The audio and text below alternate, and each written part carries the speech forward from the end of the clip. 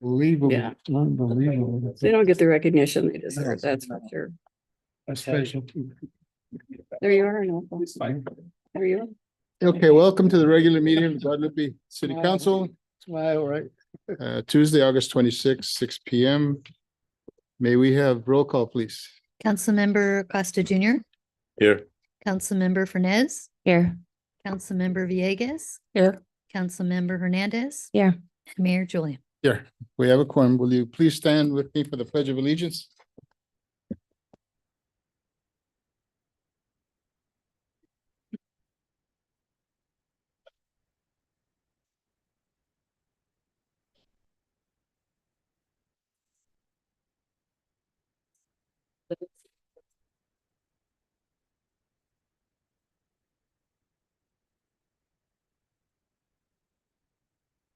Item 3 is a moment of thanks, appreciation, or condolences. Is there anyone that wishes to, the council wishes to address that? Good. I'd like to just give a condolences to Raymond Abernathy III. Was in an accident and lost his life. And he was a resident that grew up in Guadalupe when he was younger. And also condolences to his Yeah, family. really. Too young. Okay, the next item is agenda review. Is there anybody in the council that wishes to change the order of business? Left, right, we're good. Next item is item 5, community participation. I have one request to speak, Virginia Navarro.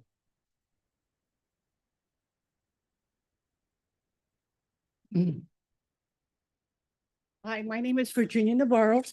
I'm back again. We are having the Day of Hope tomorrow.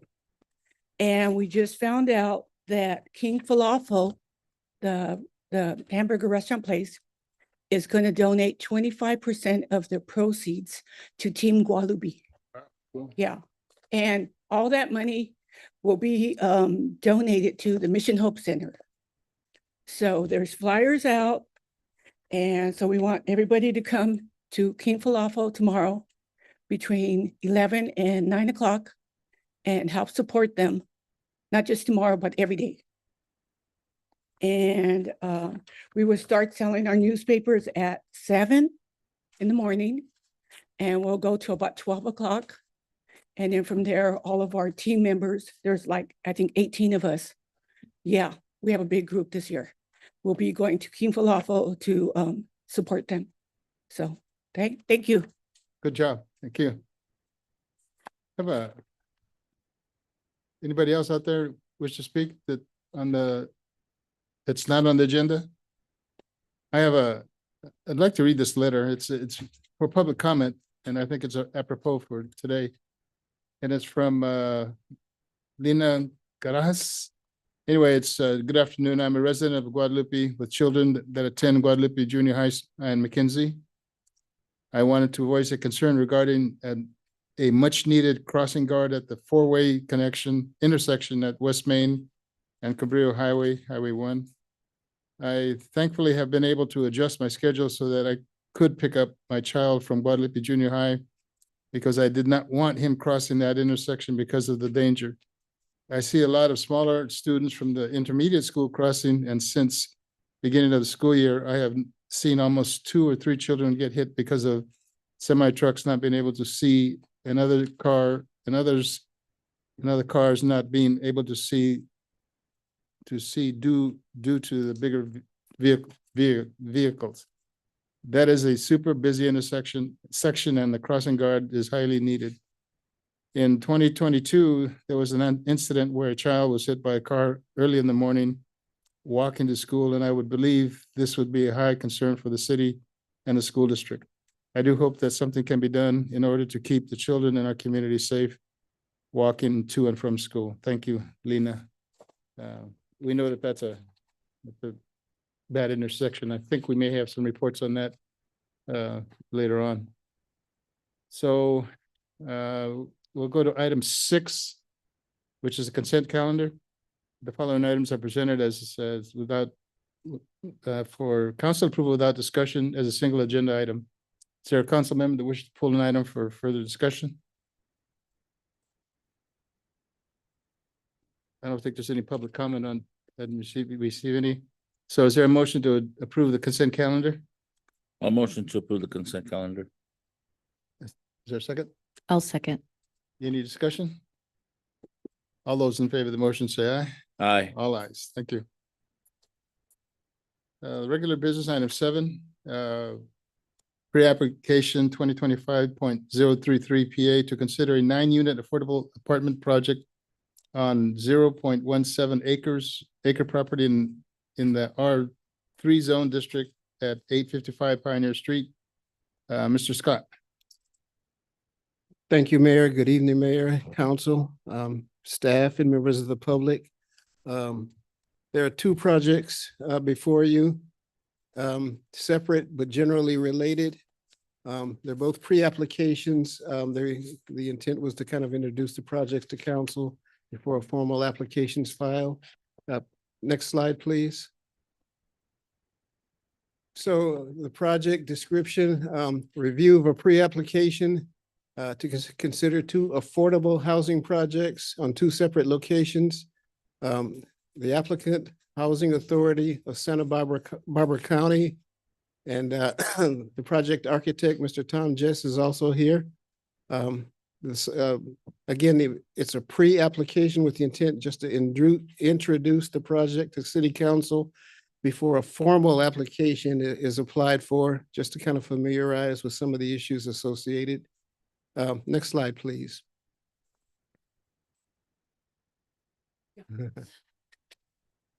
And I do appreciate, I apologize, I did make a couple mistakes with this one. I got some of the maps out of order, so I apologize for that. And also, I struggle with the methodology. The bottom line is the same, but I couldn't decide how to approach the methodology. But again, the projects are the same, and we'll discuss that in a little bit. But project 1, a 7,500 square foot lot, 855 Pioneer Street. Project 2, a 5,000 square foot lot at 4542 12th Street. Both properties again are zoned R3 high density residential. Both projects are 100% affordable, 60% to 120% of the area median income. And both projects take advantage of the state density bonus law. Next slide, please. Density bonus law is a state mandate. The government code says when an applicant seeks a density bonus for a housing development, that local agency shall comply. So it's pretty clear cut. When somebody applies for a density bonus, we follow that law, and it kind of overrides, it does override our zoning code to an extent. The density bonus law provides for an affordable housing developer expedited permit processing, increased density, more dwelling units that would be normally allowed under our zoning, lower parking standards, and a series of incentives and concessions. Next slide, please. The incentives and concessions, in addition to the increase in density, the applicant of an affordable project has the right to waive certain local zoning and development standards, building setback standards, building height, open space, those kinds of things. Next slide, please. First project, project 1, 855 Pioneer Street. That's just an aerial vicinity map, just gives you an idea where it is. West side of Pioneer Street, south, about 400 feet south of 9th Street. Surrounded, obviously, single family house on the north, single family house on the opposite side on the south, agriculture fields to the west, and the Edwards apartment project, I think it's 849 Pioneer Street's under construction, just about 60 feet away. Next slide, please. That's the lot, vacant lot, not a lot to look at this time. Next slide, please. So here's the site plan that we're looking at. And again, that's the submittal at this time, only the site plan just for initial review. Again, 7,500 square foot lot, zoned R3 high density residential, proposes 9 apartments, all 1 bedroom or studio in a 3-story building. And the applicant, can elaborate a little bit more on exactly why and what the one bedroom or studio is about? Because my initial reaction, no families, obviously. So apparently the apartments are directed to a special or specific tenant or applicant or client rather. We'll have the applicant elaborate on exactly who the apartments are for in a bit. Again, the density bonus in this case was 3 additional units and 3 concessions were requested as we discussed. Next slide, please. So concession number 1 was a reduction in open space. The zoning code says that an apartment project should have a minimum of 100 square feet of open space per ground floor unit and a minimum of 50 square feet of private open space for upper floors in the form of a patio or deck or some kind of little area to sit or barbecue outside. Project proposes 0, no open space. And staff believes that even a small private open space is very important for the livability and well-being of residents. The applicant can explain their thinking in a bit, but staff does suggest that the applicant seek ways to add some form of open space into the project, if possible. Again, under density bonus law, not required, but we sure like to see an effort. We haven't seen a floor plan yet, and once we see a floor plan, maybe there's a way. So again, that would be our recommendation at this point. Next slide, please. Concession number 2. The zoning code says a rear yard should have a 15-foot rear yard setback, 15 foot from the building to the property line. Applicant is proposing a 5-foot rear yard, 10-foot reduction. A rear yard setback, and all setbacks serve several purposes. In this case, among some of them, a 15-foot rear yard provides a little usable, functional open space, landscaped area, again for relaxation, could be used as a common area. The reduced setback eliminates that open space opportunity. The 15-foot rear yard separation typically protects the privacy for a neighboring property. One of the reasons for setbacks, you push the building back a bit and you have a multiple-story building. It doesn't peer down on a neighboring property. As we showed in this particular case, the property backs up to an agricultural field, so there should be no impact. So the planning staff can live with that one. The zoning setback also supports building codes. And in this case, again, the property backs up to agriculture, so there should be no impact in that regard for this one. Next slide, please. Concession number 3 for 855 Pioneer. The zoning code requires a maximum of 2 stories or 35 feet. The applicant is proposing 3 stories, but within that, the 3 stories are within that 35-foot height limit. Staff believes there's no potential effect in a 3-story building instead of a 2-story building. In fact, part of the housing element, one of the recommendations of the housing element is to allow a 3-story building by right. So the project would be consistent with the recommendations of the housing element. And in fact, staff intends to implement a zoning code amendment at some point in the near future to allow 3-story buildings. So that particular concession, staff is in full agreement with. Next slide, please. Parking requirements. The city zoning ordinance requires 1 covered space and 1 uncovered space per unit. That would be a total of 18 parking spaces, 9 covered for the 9 units. The density bonus law says for a studio or efficiency or a 1 bedroom rather, 1 parking space per unit. So instead of the 18, the applicant's proposing 9 uncovered parking spaces. Staff does believe the 50% reduction in parking will likely result in some kind of parking impact on Pioneer Street, just based on our experience with parking in other apartment projects. Staff does encourage the developer to implement measures to minimize on-street parking impacts. And again, maybe once we hear what the applicant has in mind, maybe there's some approaches.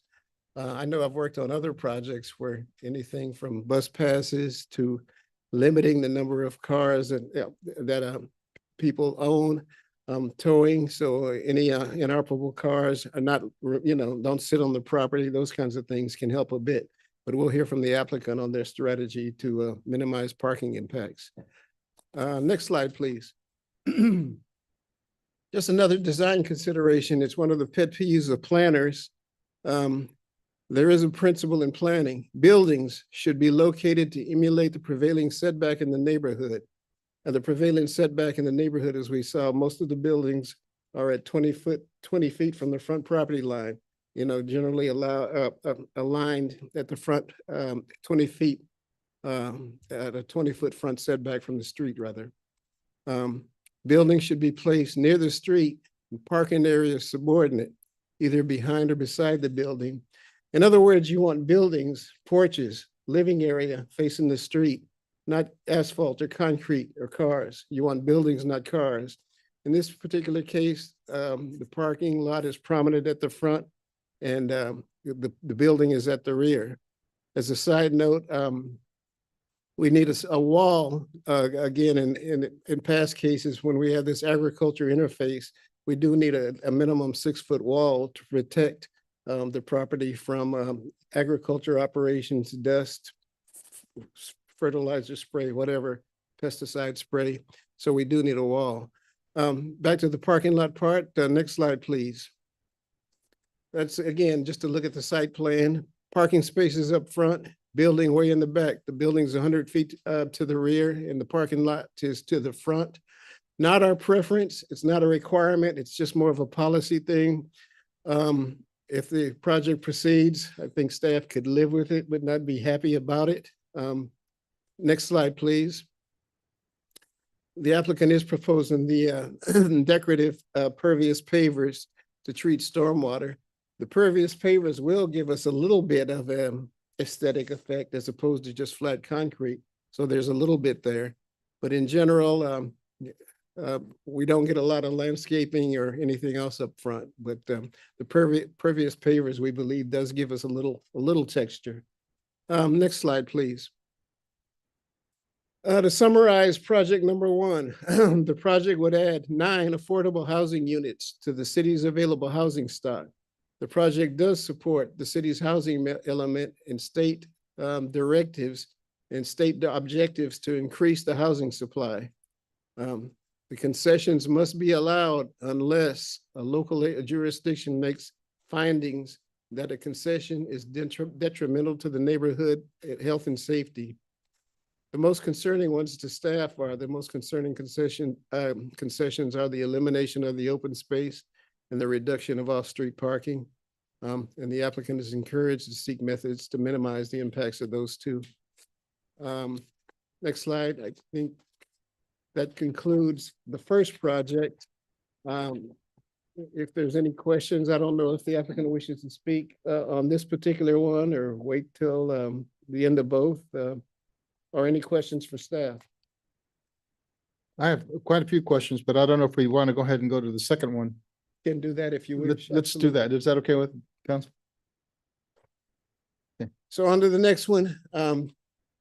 Project number 2, 4542 12th Street, another little bitty lot. This one's 5,000 square feet off of 12th, kind of at the easterly terminus near the railroad tracks, west of Olivera. Next slide, please. So this project, a small 5,000 square foot lot, project proposes 4 apartments and 2 ADUs, accessory dwelling units, 2 separate 2-story buildings, 3 concessions are requested. And just a side note, while we're looking at this one, if you can see that the thick line, there's a small space that separates the ADU building from the apartment building. So again, 2 separate buildings. Not preferred by staff. I understand the reasoning for it. I think the way the code's structured, it indicates that ADUs should be separate from or detached ADUs, not attached ADUs. I'm a little concerned. What happens with a small 6-inch space? Does it collect debris? How do you maintain it? Does it attract rodents or whatever? I'd prefer to see the buildings attached, but we'll evaluate that a bit more. Moving ahead. Next slide, please. Again, that's the project site. 4542 12th Street, another little vacant lot. Residential houses, a single-family house is up on the west side to the right. An apartment project or apartment building is on the left side to the east. And a single-family house, I believe, is behind the site in this case. Next slide, please. So the concessions, number one, same as the previous project, no open space. So we've discussed the implications of the no open space. Staff, again, believes that private yards and common area affects the livability for residents. To me, it just seems like no open space on a project doesn't lend itself to long-term living, more of a short-term use like a SRO as opposed to an apartment project. But again, that's just my opinion, and maybe the applicant can elaborate a bit more. So same issue, no open space provided. The code again requires 50 square feet for upper floors and 100 square feet for ground floor, patio or deck. Next slide, please. Concession number two, again, the reduced setback. Code says, zoning ordinance says 15-foot rear yard. The project is proposing a 5-foot rear yard. As we discussed, we lose a little bit of functional open space when we eliminate the 15-foot setback. Again, this 15-foot setback protects privacy in the backyard of neighboring properties. In this case, instead of an agricultural field, there is a house next door. So there could be some effect on the house next door if you have a couple-story 35-foot building with windows looming over your backyard. So you don't have that protection of the 15-foot setback. 15-foot setback also reinforces building and safety codes. So according to our plans examiner, our building code folks, a 5-foot setback is allowable, but you have to have certain fire code construction, firewalls and that kind of construction in the building when it's closer to the property line. So it's doable, but it does have to have certain kind of construction. Next slide, please. Concession number three, taller ADUs. The zoning ordinance says the maximum allowable height for a detached ADU is 16 feet. And again, it goes to the very reason we talk about the reason for setbacks. ADUs by right are allowed with a 4-foot setback. That's why they're only limited to 16 feet in height. With a 2-story ADU that close to the property line, again, you affect privacy with a building looming over your neighbor's backyard. In this case, the applicant has already requested the concession for a reduced setback for the apartment building. So given that the 2-story ADU is side by side with the apartment building, the effect would be the same. So a 2-story ADU would be no worse than a 2-story apartment in this particular case. So no real objection in that regard. Next slide, please. Again, the parking requirement, and I kind of wrangle with the parking because there's several ways to approach it. I think the applicant said 10 parking spaces would be required. It varies depending on how you calculate, because ADUs can be approached several different kinds of ways. So we'll say for now 8 to 10 parking spaces would be required under the zoning ordinance. 6 are provided. So there's a shortage of 2 to 4 parking spaces. And in staff's opinion, any parking reduction will likely result in a parking impact on 12th Street. And the developer again is encouraged to implement measures to minimize on-street parking impacts. Next slide, please. That's a picture of the project site in 12th Street current. And that's during the workday time. It's not even weekend or evening. And the red cars are both in front of the project site. So where are they going to go when there's a project there in a driveway? And so it just appears that the potential for parking impacts is there. We don't know, but it just looks that way to staff. Next slide, please. And again, we talk about the site plan arrangement, the buildings in the back with parking prominently in the front. not preferred by staff. In this case, it's compounded a little bit more because 3 of the parking spaces are literally in the parkway front setback. So 3 of them back out to the street. City engineer did express some concern about that. He said, given the fact that the site, or I'm sorry, 12th Street ends at the railroad track, it shouldn't be too significant an issue that the cars back out in the street because again, 12th Street dead ends at this location. But from a staff, aesthetic standpoint, you got 3 parking spaces and a driveway, 0 landscaping, and a building in the back. Not a preference. Next slide, please. We'll summarize again. The project would add 6 affordable housing units to the city's available housing stock. The project supports the city's housing element, state HCD housing objectives to improve the housing supply. The concessions must be allowed unless a local jurisdiction makes findings that the concessions is just detrimental to neighborhood health and safety. Again, most concerning the staff, again, are the elimination of the open space on site and any reduction in parking. Next slide, please. To conclude, the zoning ordinance sets standards to carry out the general plan and to promote the health, safety, and comfort. Staff finds that a bit ironic because the zoning ordinances are required by state law by the same government code that sets up the density bonus law. So there's a little amusing contradiction there. So the zoning ordinance, those standards establish health, safety, and the comfort.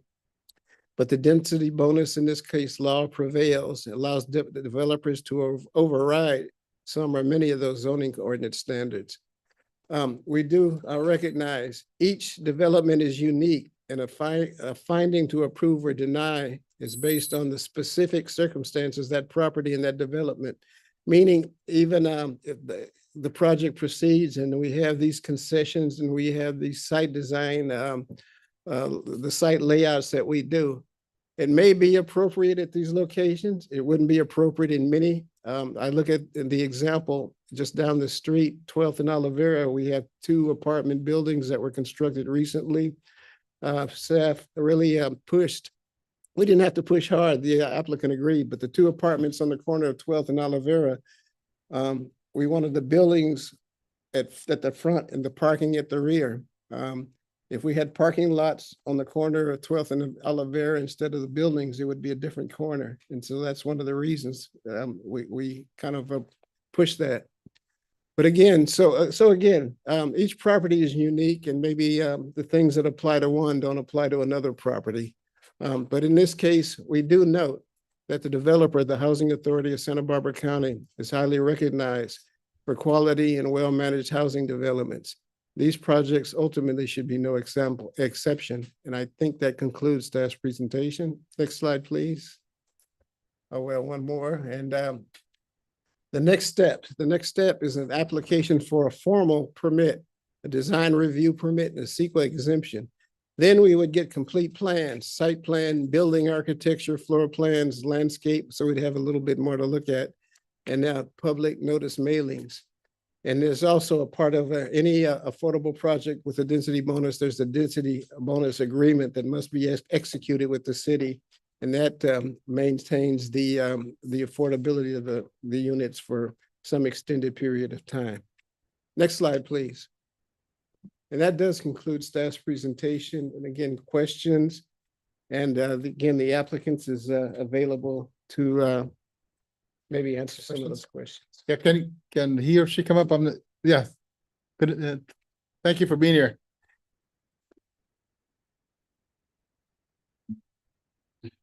Good evening. Good evening. I'm Tom Jess with Eris Studio Architects. We're the architect. We're working with the Housing Authority on this project. First off, I want to thank you guys, everyone here, for the opportunity to present at such an early stage in the development of the project. This is really just a site plan at this point. We haven't developed it any further, and it's a great opportunity to get your feedback. I think staff, Bill did a great job sifting through all the information and distilling it into a palatable format that's easy to understand and digest, because sometimes these state density bonus laws and sometimes the ADU laws and stuff can be a little cumbersome and challenging to wrap your head around, but I think he did a good job explaining that. Just a couple things I wanted to point out, and I'm happy to answer any questions. The Housing Authority is the client on this. It's not a for-profit developer. It's not somebody trying to maximize their profits and so forth.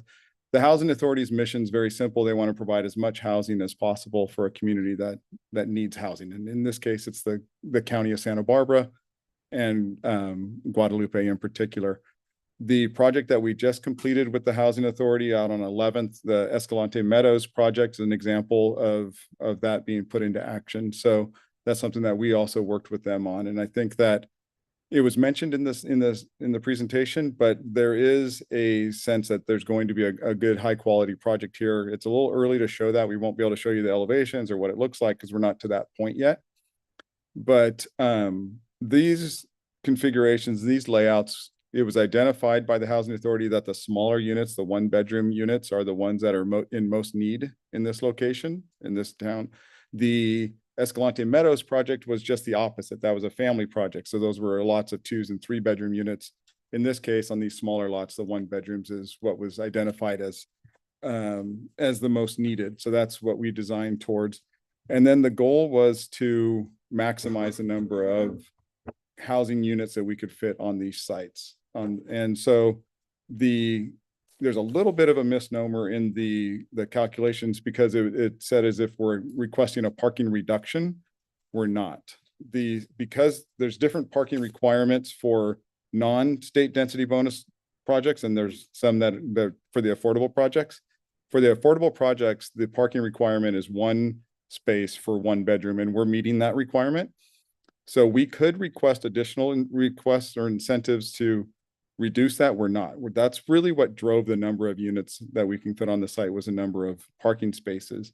And that also drove the site design, because putting parking behind the building as was requested or mentioned in the staff report would have reduced the number of parking spaces and therefore reduced the number of units that we could provide on the site. So we can have that discussion and see what we can do that's going to make this work best. As far as the private outdoor space that was mentioned, that was a decision by the Housing Authority that on their 1-bedroom units, they generally try to make the unit as large as possible rather than trying to reduce the size of the unit and add outdoor space in the space that's allowable for it. So that was the decision there. And just wanted to make sure that we're keeping in mind that the attempt was to try and provide as much housing as possible. It's not necessarily to maximize profits. Not at all, actually. But let me stop there. I'm happy to answer any questions. I'm sure there's lots of them, and we're happy to do everything we can. Just one question. What is the proposed size of each of these apartments?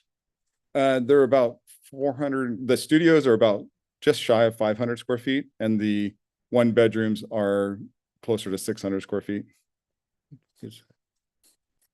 Now, in terms of, there's more likely going to be more than one person that lives in these units. Mhm. And as we experience, there's a lot of them will have more than one car. And that's an issue that many communities have in terms of parking, because both of these areas are pretty tight when it comes to parking. And because these are so similar, I think we have the concessions that no private yards, rear setbacks, the parking requirements. So, and I know that that the staff is questioning in terms of the site plans and having the parking in the front. And most of those homes on that area, you have the parking that's in the front. Mhm. Because they're old. Those Correct. homes have been there for, forever, not forever, but for a long time. My concern is, we're talking about affordable housing, and Guadalupe is meeting our RHNA numbers. So and we're happy about that. Mhm. And the goal is to have as close as you can to your work site where you live, which is what this is proposed to do. Mhm. So I think that, you know, the housing authority has been a godsend to this community in terms of its housing. So how do we look at, if I were to have a family there and I had a kid or child and there's no backyard, or yard at all, or just the lack of space to, basically run freer. That's one of my concerns that I have is that, we're talking about a smaller size of a private yard. And then on the second unit, you have the balcony, and those balconies are, I don't know how large are those balconies? Or do We're we know not yet? proposing any balconies on this Okay, one. don't you have a space, I thought I saw somewhere in here that you had, one of the units, you had an area that you can walk out. Yeah, but that's just at the top of the stairs to get to the front doors. Okay, that's it. That's Okay, it. all right. And it may be too early to say, on the back of these homes, the apartments, is there access from each of those apartments, or is there? I the don't back know. to- I don't know if we haven't gotten that far. Okay, you're all right.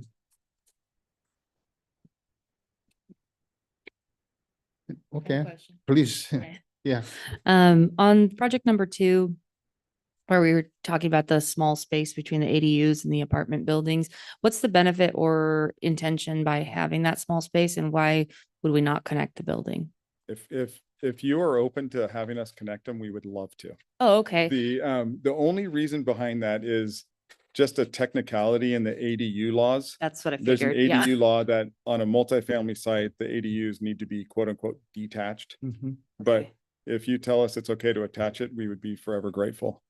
Yeah, And you because have that authority. well, that was concerning me. I'm like, that would just be so messy. Okay, cool. That was all I needed. Thank you. Thank you. I always appreciate the housing authority projects. For me, when I think of housing, I think affordability. The site design needs to be high quality, and I think I've seen that in Escalante Meadows. In regards to occupancy, I know that parking is kind of want to echo how important that is. Some of these are 1 bedrooms. What is that occupancy? It's always, the maximum occupancy is 2 per bedroom plus 1. So it'd Okay. be 3 people maximum. Thank you. And in the studio? Oh, sorry. In a studio, is that 2? Be 2. Okay. And that is managed by the housing authority. So they would have a close eye on that. Now, how stuck is the housing authority on the setback and having the parking in the back? They're not, they honestly don't have a preference for where the Okay. building is relative to that, but Okay. their preference is to maximize the number of housing units that they Right. can build. So to put the housing in and they're really stuck on the 1 parking space per unit. Right. They don't really want to go below that. So putting the housing in the front Will it reduces reduce the number of parking spaces.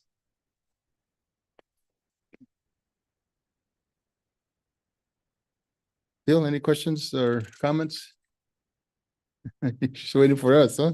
Okay. Leave it up to you guys for Okay. now. Yeah, like I said, one of my concerns is having that setback where we only have, 5 foot, or the back area, only 5 foot of clearance.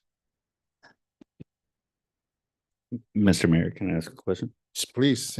Is there any possibility of bulb outs or anything in the front parking areas? I saw like on the 12th Street, it looks like there's a spacing between the street side parking and then the parking lot parking. Any chance of getting like a tree or, some grasses or something like that, just to kind of increase, beautification? Yeah, so right now, that's what this meeting's for, is to try and find out what because as staff I hate saying staff, as Bill said, it's just, You're right. like the state law does give us a lot of flexibility to push projects through. We don't want to do that. We're here to work with you guys and give you the best project that we can on this site. So hearing that type of feedback, can we get some landscaping in the parking lot? We have concerns about the rear setback. whatever those concerns are, now's the time to voice them because there's still an opportunity to see what we can do to do that. So that's really what this meeting's for. Good. So I do appreciate that. I have a Todd? question. Yeah. Is there any, Bill, do we have the ability to do some zero lot line setbacks that would allow for open space? Uh,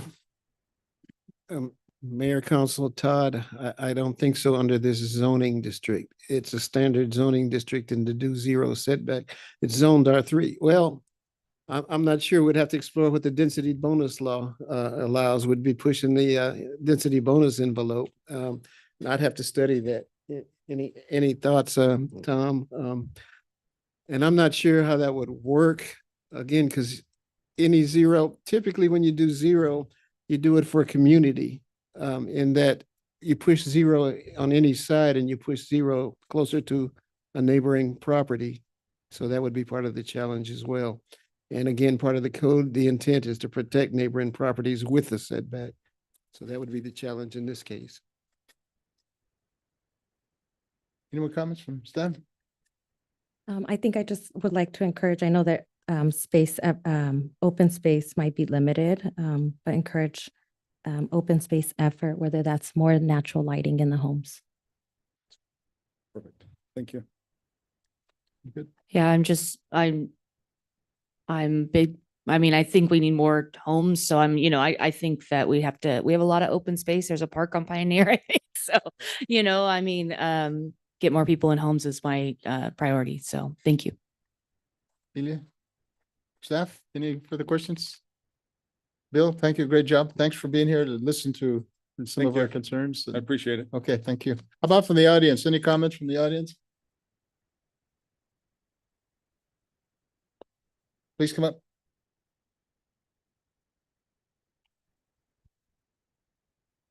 I agree with what you said, Mr. Mayor, about the expected density for actual residents in these places.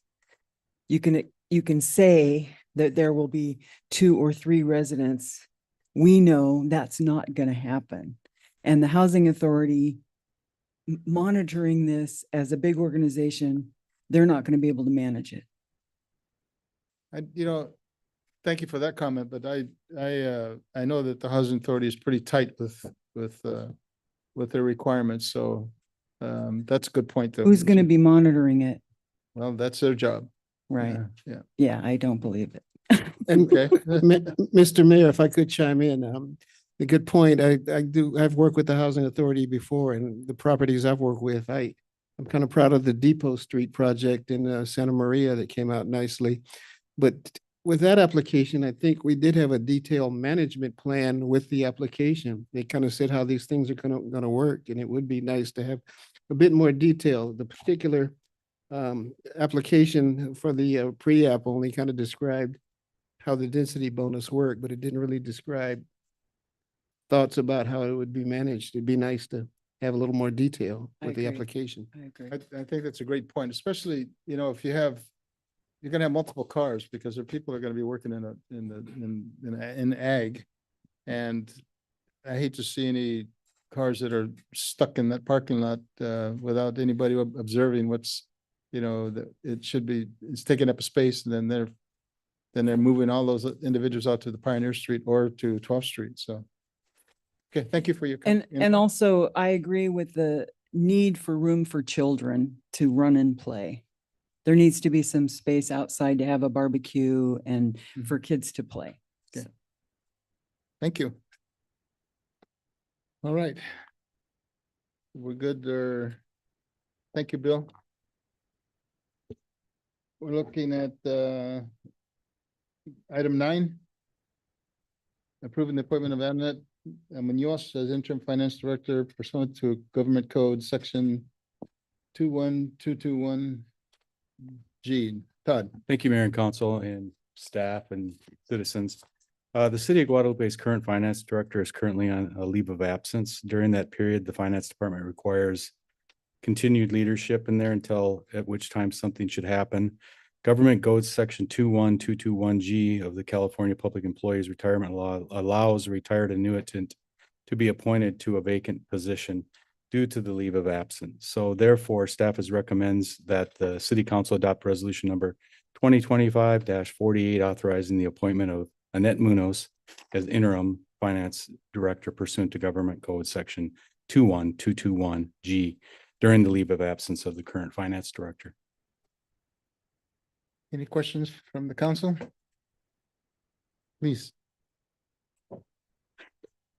With the resolution for the cost of living for the unrepresented employees, the maximum then will go up on this. I see on the staff report that should this be approved, she would be paid the maximum, but that'll go up by 5%. Yep, yeah, we could make that in part of the motion. That'll go up pursuant to the 5% increase in the unrepresentative. If that's retro to July 1, then Yes. yeah.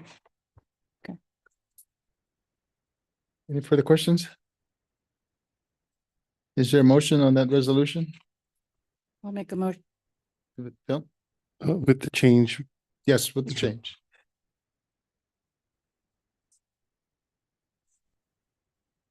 I'll make a motion to adopt resolution 2025-48, authorizing appointment of Annette Munoz as interim finance director with changes. I will second. Any discussion? Roll call, please. Councilmember Costa Junior, Aye. Councilmember Fernez, Aye. Councilmember Villegas, Aye. Councilmember Hernandez, Aye. and Mayor Julian. Aye, that resolution passes. Thank you all. You're next, sir. Okay, while she's setting this up, I'll just Okay. kind of do a brief opening.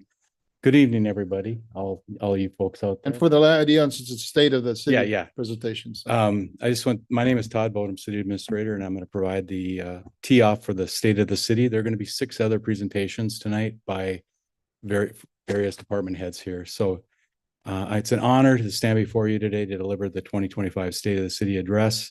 I'm looking at it in terms of a 30,000-foot view. All the department heads will give a little bit more detail, so I don't want to overshoot them, but I will go over some highlights and what I can see from documents in our department and things happening. I just want to kind of coalesce them together in this discussion. So I'm just going to put in some categories and I'll talk a little bit and then I'll go to my brief slide presentation. Over the past year, our administration has continued to prioritize fiscal responsibility. We've balanced our budget while investing in vital infrastructure and public services. Strategic partnerships have brought new businesses to our city, creating jobs and expanding our tax base, strengthening our ability to serve the community without raising the burden on our residents. Our downtown revitalization is moving forward incrementally, and we've seen some new storefront beautification projects and increased foot traffic, all signs that Guadalupe's economic engine is beginning to thrive. This year, we broke ground on a number of different infrastructure projects, including a long-anticipated street resurfacing program and stormwater improvements. Thanks to grants and careful planning, we are upgrading our water and sewer systems to ensure they meet future demand. Our Public Works Department deserves special recognition for their tireless work in maintaining and improving city facilities and roads, and often with limited resources. I want to thank David too. He's a newbie here and he's doing a great job. The safety of our residents remain our highest priority. The Guadalupe Police Department has strengthened community policing efforts, building trust and ensuring transparency. We've invested in new equipment and enhanced training programs and have partnered with neighboring jurisdictions to improve emergency preparedness. Additionally, we're continuing our work with local agencies to address fire risk, especially in the wake of changing climate conditions. Preparedness saves lives, and we are committed to staying ready. Our parks and recreation, we have a new recreation manager too, and he's embarking on a lot of things, and he'll be giving an update tonight as well. Programming have grown, especially for our youth and seniors. The expansion of after-school programs, community events, and recreation opportunities is a testament to our commitment to an inclusive and vibrant community. Shout out to the Boys and Girls Club as well. Not long ago, we also launched a housing task force to explore affordable housing options and are working closely with developers, the county, nonprofits, and meaningful solution to our housing challenges, which actually we do meet arena needs. So from top to bottom to top, we're ahead of a lot of other cities as it pertains to arena needs. We're also interested in promoting environmental sustainability through new renewable energy and green space initiatives, and can continue to advocate for Guadalupe at the regional state level. So together we're building a city that honors its history, serves its people, and embraces its potential. So I'm not going to close. I'm going to go to my slides now, and it might seem a little redundant, but I'm going to go over a few points and we'll start with that. So in 2022, the city adopted a general plan. So that's our blueprint that targets include, we anticipate 900 new housing units by 2042, 520 new jobs. And this is all, can vary a little bit.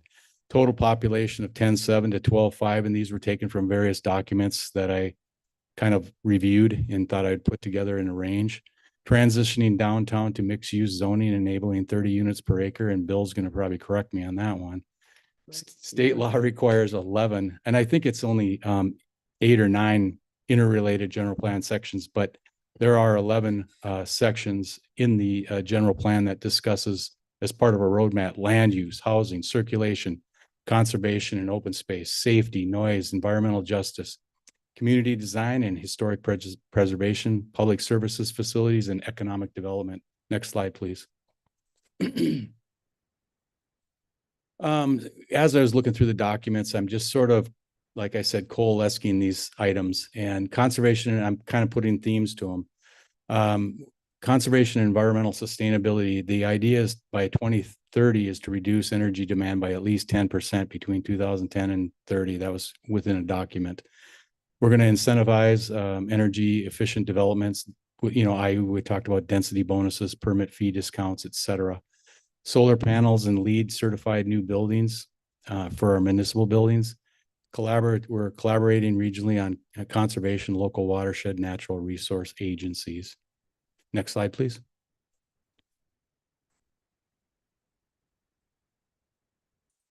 Another theme is community design and sense of space. We're going to promote local art, mural, sculptures via dedicated programs, regular multicultural events and educational community meetings, wellness and social interaction.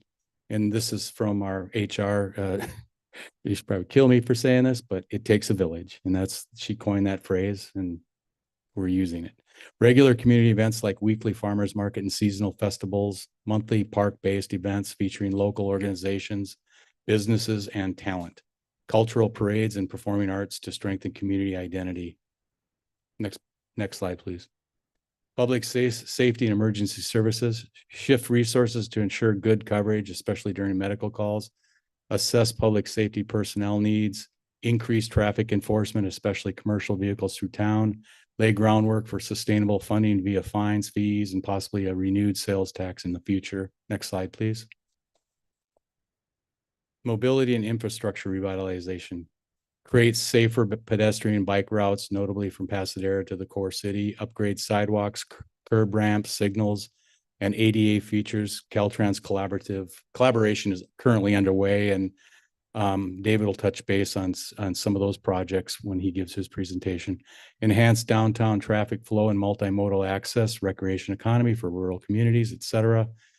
And host public workshops to gather resident feedback for design refinements on major projects, i.e. Caltrans, Santa Barbara County, and parks, master planning, et cetera. Next slide, please. I feel it's important for us to once in a while look back at the council goals. In February of 2025, the city approved a number of 7 different goals, and I'll read them again because I think it's important as it relates to all these other items you're going to hear tonight. So number 1, develop and maintain a balanced budget for fiscal year 2025-26 by providing essential municipal services and ensuring adequate reserves. Number 2, develop and implement a communication strategy with the following community partners, focusing on improving the flow of information between all residents in the city as it pertains to noteworthy capital projects and other important matters, with special emphasis on the following: A, the Spanish Mixteco community; B, the residents of the Pasadena subdivision; C, other local, state, and regional partners. Next one is continue to develop and grow the recreation department by providing sustainable programs and facilities for the community, to include additional services for the seniors. Also, explore various revenue enhancement measures. Ensure public safety staffing and facilities are sufficient to maintain and deliver a quality of public safety services to the community by A, developing a fire station relocation plan, B, increase management oversight in fire department, and C, make filling personnel vacancies a priority. Also, and recently we've been working with the school district, with the Pasadena, with the Guadalupe Junior High School, some safety concerns there. And we've had several meetings with Dr. Handel and our staff. Enhance the working relationship with the Guadalupe Union School District. And last, develop a city beautification program, especially in the downtown corridor, which is currently underway. And we're making some progress there. Next slide, please. So to end this particular slide presentation, the council's goals coalesce around these thematic priorities as I look at everything.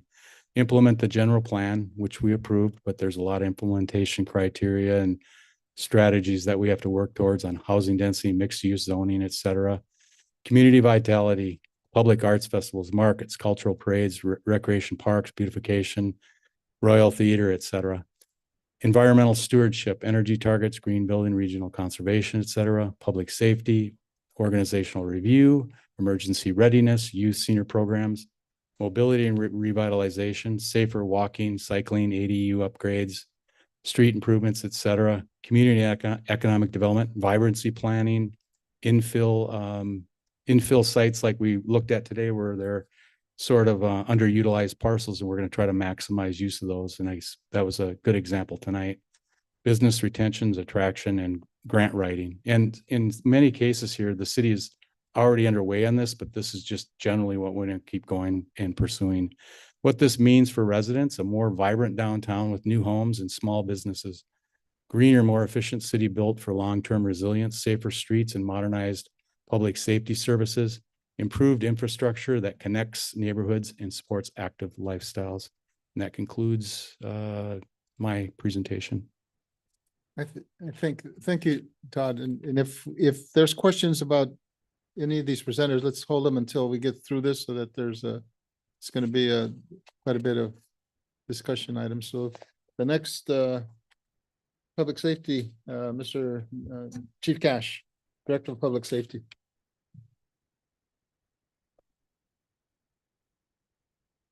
Thank you, Mr. Mayor, council, staff, and our citizens.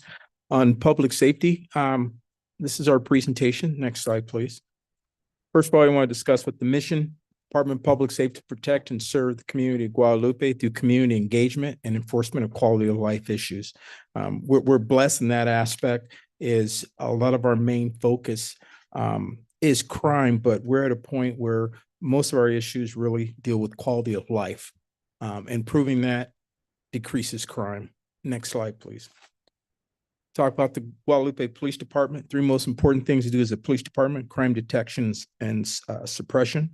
That includes patrol, special enforcement units, and juvenile intervention. Traffic enforcement through public safety. So that's the code enforcement and traffic enforcement, and public service programs. We have a very strong Explorer program, crime prevention, and we have a strong community and public relations aspect to our police department. Next slide. As you can see on statistics from year 2023 to 2024, you see where the crime reports have gone down. Crimes cleared, see that we're still at 60. Reports taken, that has gone down. Requests for service has gone down. Property stolen, you can see those years, and it's kind of interesting. I had a meeting today with the head of the FBI in Santa Maria, and we were discussing that. And when I was going through my presentation, kind of showed that, and his biggest joke was the places he's been, that 40,000, that's within an afternoon compared to a year. Arrest, you can see that our arrests are down, but an issue that we're always going to be dealing with, and we want to really make sure that we have a strong focus, even though it is down, is our drunk driving. Next slide, please. With our fire department, you can see the three most important things to do as a fire department: fire response and suppression. So that's through firefighting, suppression, medical response, fire safety, and equipment inspections, fire mitigation and prevention, home, business, and fire inspections, weed and rubbish abatement, and then public service program through our fire prevention, school safety training, community and public educations. Our fire department is very visible on a regular basis, and we're very proud of that. Next slide, please. From what most people really understand, as far as our fire department, 90% of our calls are medical response. We're the only fire department where we're at the level between paramedic and EMT as far as our medical expertise, because we do not have a hospital here, so it's farther. So our firefighters has to be better trained to deal with medical type emergencies. See where our fire response, we're 23 a year ago, we're at 24 now. Vehicle accidents, through better enforcement on both sides, fire department and police, you can see where the vehicle accidents are down. And total calls for service, we stay right around the 500 to 600 calls per year. Next slide, please. Our emergency preparedness, City of Guadalupe provide guidance, consultation to departments and coordinators in developing our emergency preparedness plan and procedures. Through this, we design, coordinate, and evaluate our emergency management exercises, and also conduct preparedness response training and manage and coordinate the Emergency Operations Center. We have our plans in place. They've all been approved through FEMA, and first of all, they've been approved by our city council as far as our emergency operation plan. We had an opportunity to see where we were when we had the floods a couple of years ago, and we've worked to deal with that. Also, when we went through COVID, we had opportunities to see where our emergency preparedness plans were, and we did get up to speed. We also have received supplies. You can see our next slide, please. Through grants, that is the most, grants is how we pretty much sustain a lot of our emergency preparedness. We have through grants 2 emergency generators. One will be emergency generator that'll be placed in the front of the building that will be able to supply emergency power to the entire building. And then there'll be a separate generator, which also that we received through grants. They'll be specifically for the police department in case of emergencies. We have 34 CERT backpacks, high visibility vests, hard hats, flashlights, and clipboards. And we also have the emergency trailer, which the Red Cross has left here in front of the fire department, and that we have utilized in the past, and other emergency supplies that we have stationed here at the City Hall and at the other fire station at the Vets building. Next slide, please.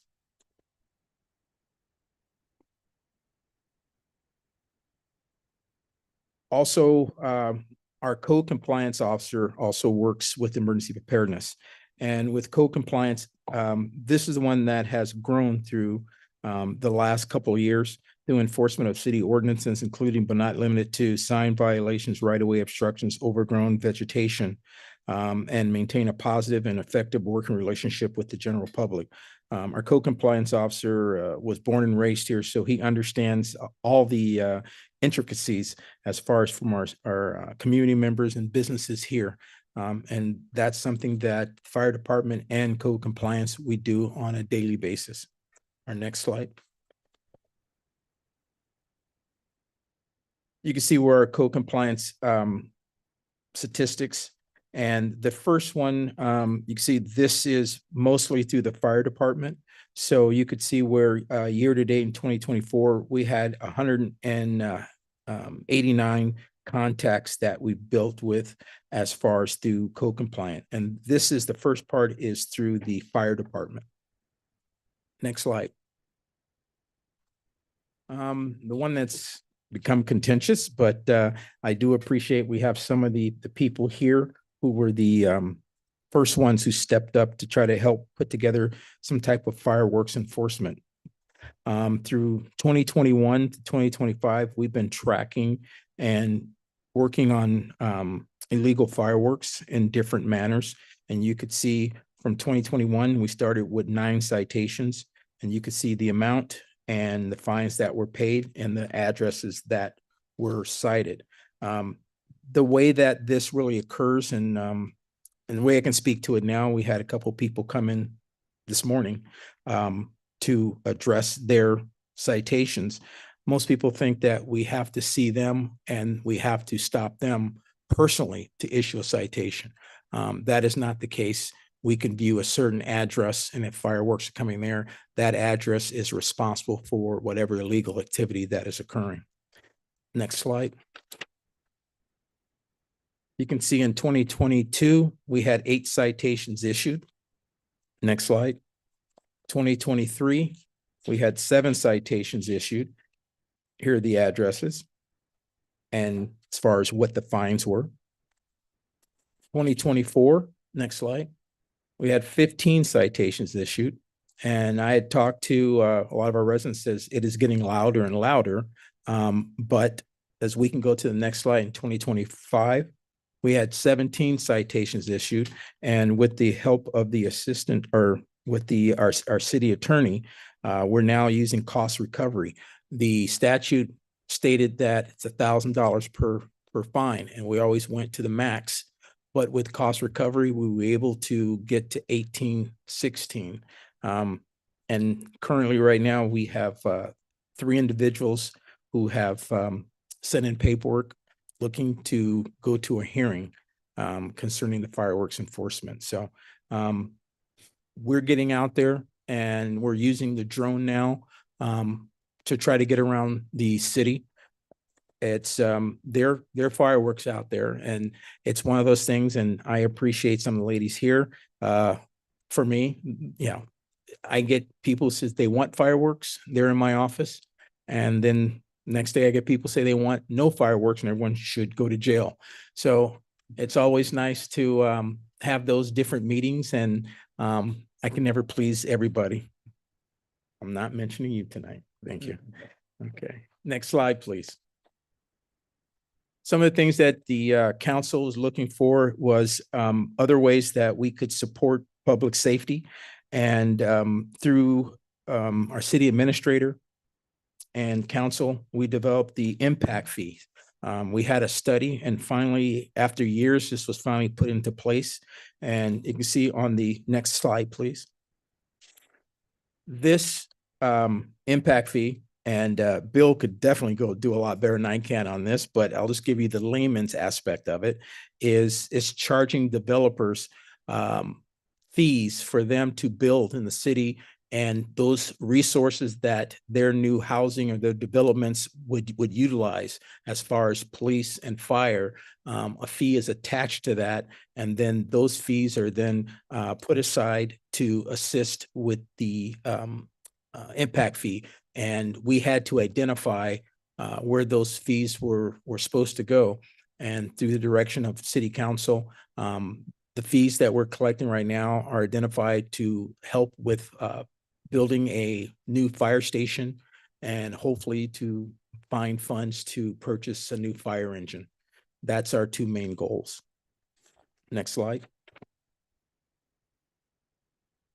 And as you can see there, the basic aspect of this is to estimate an existing development future growth, identify the standards, the facility standards, determine what the facility needs are, allocate costs, and identify alternate future or funding needs.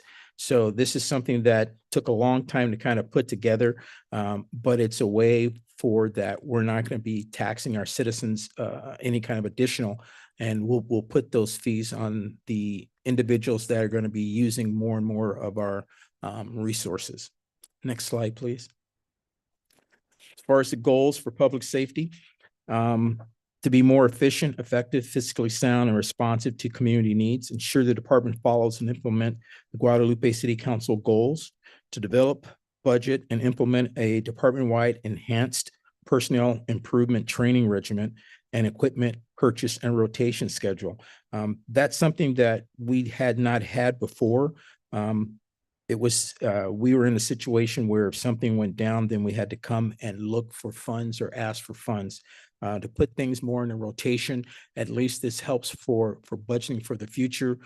We know when a vehicle needs to be rotated out, and then we could start either saving or looking to make those kind of purchases.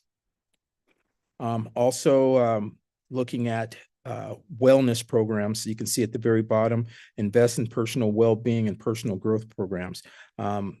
It's something that is been long overdue in fire and law enforcement, is the wellness, mental wellness of the employees. Now we have different places that we can get assistance. And now we're also dealing with a grant to where, at least for our fire department currently right now, they'll be covered through what's called the 1805 grant for any kind of wellness program. And even if they retire, they'll still have access to mental health capabilities.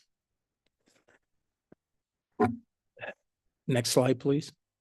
As far as police department, look to increase staffing to the minimum best industry, best standards.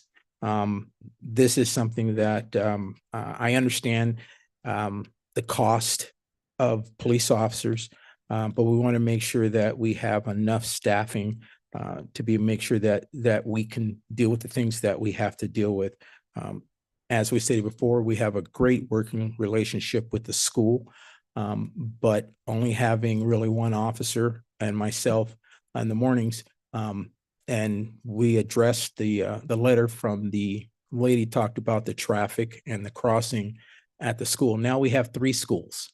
And so at least with me in the morning, I was at the junior high and the 166. But then I was getting calls from our school superintendent, and I think I saw our council person there. I was at Mary Buren giving tickets out to parents who wouldn't move their cars so others can get through. So we try to make the roundabouts in the morning along with our regular patrol duties. Continue to look for funding to develop and build a public safety center. Continue to upgrade and maintain technology advancement to enhance the safety and well-being of staff and community members. And continue to search for grants to assist the department. One thing we're looking at is personnel definitely is expensive, but if we can find technology, then hopefully we can decrease some of those things. And we've done that through some of our camera systems with the direction of and support of all our staff here. All our parks have cameras in them. So we use that to pretty much stay vigilant 24 hours to make sure that we can see what's occurring in our parks. Next slide. Fire, continue to upgrade and maintain technology advancement to enhance the safety and well-being of staff and community. Continue to look for funding to develop and build a public safety center. Search for grants and increase training opportunities to improve service. Our fire department does an outstanding job. We just had 2 of the firefighters just return from the wildfires just north of us, northeast, I guess it is, from us. They did 14 days straight. And we're looking to possibly rotate out too. They definitely stay on top of that. And that's why that wellness program is very, very important, to spend 12 to 14 days out on the line fighting fires and then just come back with only 2 days and you're back in rotation. That doesn't give a person time to calm down, to think better, and to come back to work fully mentally and physically ready to go. Last slide. And with that is a presentation, if there's any questions. Okay, thank you, Chief. By the way, we the person that's guiding these slides is the council member Furness. So there's not a somebody in the sky that's doing it. She's really doing a good job with that. Okay, we got the Bill, Planning Department. Thank you again, Mayor, Council. Thank you, Todd and Chief, everybody. Planning, we'll start with our mission statement, and I kind of broke it down into bullets. Director Apple prepared that mission statement. He likes it in a paragraph, but for me, I like short breaths. So the mission statement is: guide land use and development consistent with the 2042 general plan, zoning codes, and related regulations. And we've seen a little of that today. related regulations, meaning stuff like the state density bonus law and other regulations. Provide accurate, timely, and courteous professional and technical services to our customers. I think that should go without saying, but we really try hard to maintain the city's unique quality of life, protect public safety and the environment, and promote economic vitality for current and future generations. And I think all of us take all those seriously. Next slide, please. I know Alice does. The building and planning counter, we estimate in the past fiscal year 2024, 2025, over 300 plus customers attended the counter or visited the counter, and that's a conservative estimate. Right up at the front there, there's a little sign-in sheet. We don't get them all signed in. This particular customer was talking to Alice. He apparently had a plumbing issue in his roof. He was describing that problem to Alice. She got him a permit in about 10 minutes. Next slide, please. Again, building and planning, fiscal year 24, 25, excuse me. We completed things we did complete or processed. The city's 6-year housing element was certified in June. That was a big undertaking. Director Oppel led that one, and it was a challenge, but he got it done. Building permits issued, 190. Building inspections, just under 3,000. Discretionary permits, various maps, design permit, design review, pre-applications, slightly down in the last fiscal year, but it's amazing how much more complicated things seem to be getting. So technically complicated, just the way this fiscal year is taken off, it looks like it'll be a more intense year. Zoning clearances reviewed, 91 zoning clearances are vary from everything from ADUs to additions to just all kinds of little improvements, commercial and residential. General phone encounter inquiries, well over 500. Next slide, please. Housing, obviously housing is a primary focus, and just a couple examples shown there. Under construction is the 12th Street Apartments, just down on the 12th and Olivera. And just recently, the ribbon cutting for Escalante Meadows. Escalante, Director Apple was the planner on that one. I remember he processed the environmental clearance application, negative declaration, and worked that one through. That's really an impressive project to me, not only just for all the facilities it has in the community center, but I really admire the landscaping. If you just notice the trees at that project, it was a very well done project in several regards. And I can say in both of those examples, the applicant seemed to be pretty happy with us, and that's what we work toward. Next slide, please. In terms of housing permits, ADUs seem to always be popular. Fiscal year 2024, 2025. We processed roughly 40, a little over 40, 30 got approved and or received building permits. And we expect that pace to stay about the same. Next slide, please. Also, DJ Farms continues. We have a lot of high hopes for the DJ Farms South. Obviously, DJ Farms North is built out. 445 units are built and occupied. As my understanding that construction on the Obispo Street Bridge is starting or has started. We've processed, there's in the south side of the railroad tracks, there's 4 lots total. Lot 2 is a basin, stormwater basin. Lot 1, a subdivision was approved for that one. Lot 4, a subdivision was approved. And Lot 3 is on file right now. The applicant has temporarily put that subdivision on hold, and that one has a associated specific plan amendment. We have reviewed the plans. We've written a 30-day letter. And when they're ready to pull the trigger, we'll bring that subdivision forward as well. I understand they're also working on construction documents for Lot 1 and Lot 4, and we see grading plans and all kinds of other plans. So there's things happening in preparation for the completion of the bridge. Next slide, please. Just some housing reviews anticipated in the upcoming fiscal year. Obviously, again, the Pasadena South, the one we just mentioned, 130 units, including what would, an additional 22 units if the specific plan amendment is approved. Galarte Apartments, 17 units. We reviewed the plans for that. The applicant indicated that they would be submitting sometime soon, vacant lot in Galarte. The Alvarez 11th Street project, we've reviewed plans for that. And we anticipate that would be submitted soon, 10 units and a couple ADUs. Again, ADUs, we expect to keep the same pace. There's no reason to believe that those are going to slow down, just looking at the way those are being filed. So we anticipate about 40 plus. ADUs are a challenge for us and for everybody because the designers work more than just Guadalupe. So there's a couple complexities. State law is complex, but because the designers are so busy, sometimes it seems like they have more ADUs than they can handle. We process them, we get them approved, and then they get to plan check. And sometimes there's a little backlog in plan check when it's time to get the corrections done. Because again, one, the complexity in that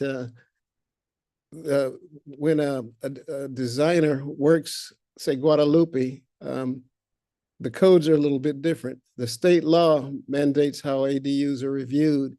However, the state law gives each jurisdiction about 10% flexibility. So there's some things we do in Guadalupe that they don't do in Santa Maria, some things they do in Santa Maria that we don't do. And so these designers work in several jurisdictions, and if they don't read each individual code, there can be problems. And so it's gotten to be a challenge, just the complexity of ADUs, but they keep coming and we'll keep processing. Next step, please. Slide, please. Fiscal year 2025-26 goals and objectives to continue to implement adopted programs of the 2042 general plan. And the general plan update has several programs that need to be implemented. And we're trying to get those in the hopper and bring them before council.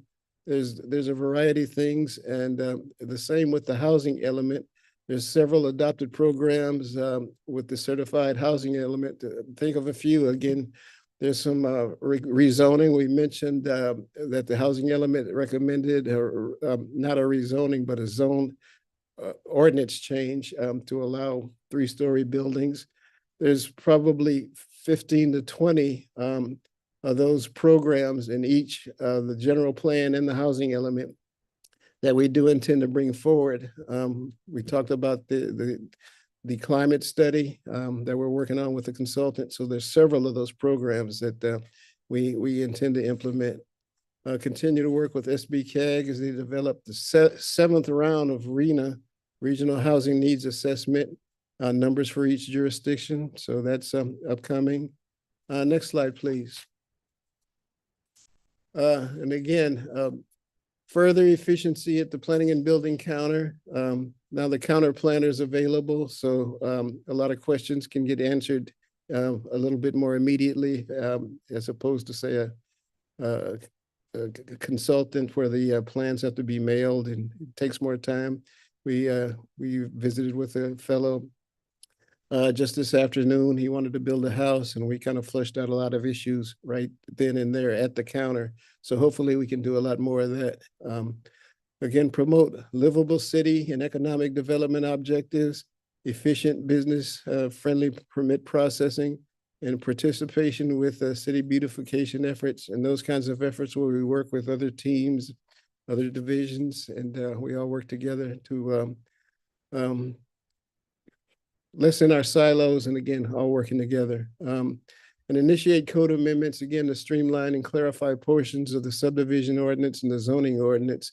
There's a few, the ordinances are both so old that there's several conflicts. An example that was confusing for me when I first started, the subdivision ordinance says that an application for a subdivision shall be filed with the city clerk. And I think I called the city clerk. They said, what are you talking about?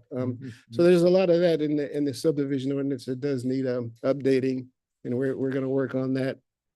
Likewise with the zoning ordinance, because again, there's been amendments and there's some conflicts and contradictions. And again, the goal is to streamline and make it easier for customers to understand and easier to implement. Next slide, please.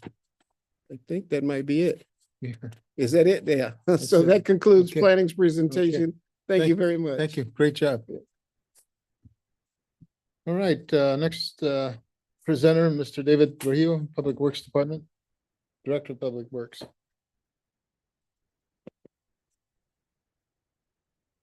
Okay. All right, good evening, Mr. Mayor, Congress, council members and citizens. Before we get into that, I'll just touch on the Caltrans projects that we have going, because I don't have slides for those and it's a little less intrusive. The big ones that we're gonna start seeing here this fall will be the bridge replacement on Highway 1 and 12th Street at the entrance on the north side of town. And that's estimated at approximately $62 million. The next one will be by the cemetery 166 and Highway 1. That's going to be an ADA upgrades for sidewalk improvements. So we'll start seeing that. And that should be all four corners improvements up to the train tracks east to west from the cemetery. And then the big one that everybody's anticipating and hoping for and can't wait to have happen will be the 166 from Flower to the train tracks. That one is a joint effort. That's a Caltrans, that's a Pasadena, that's a city funded. So it's the only Caltrans project we have going that is actually funded by multiple different pots. So I don't know that it's necessarily going to hold anything back, but that's just something to keep in mind. That is the only project out of the portfolio of projects that Public Works has going. It is the only one that's actually funded by city funds. And it's a matching concept. It's about 5 million from Pasadena. It's 4.5 million from the city. And then the rest is covered by Caltrans, and it's an $18.3 million project. And that will complete the merger or the Highway 166 overhaul from Santa Maria all the way through to Guadalupe. But that is the summer of 2026. So I know a lot of questions are going to come up about signalization and stuff for the 166 in Obispo. We're kind of stuck in like a little bit of a loophole here where we're fighting Caltrans and we're fighting the school, and everybody's having this little circle about because Caltrans already has a plan in place to put signalization there. So we're kind of halted. We're working with police, public safety to try to figure out a way. We got some recent grant money, so maybe we can allocate some of those funds and see what we can do. But it's a fight. We're going to be fighting it for a while. And then we'll start on my slide deck here. So Public Works in general has about 21 to 25 projects on the docket. What we're going to go over today is essentially just the ones that are going from now until spring of next year.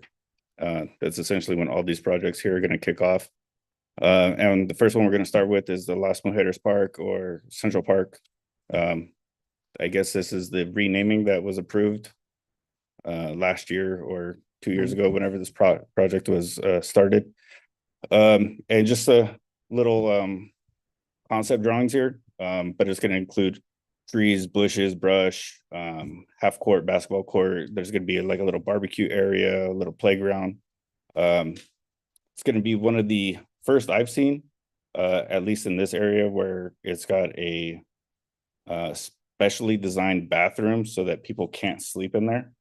It's kind of like a foot off the ground, so police and public safety will be able to tell if anybody's in there camped out.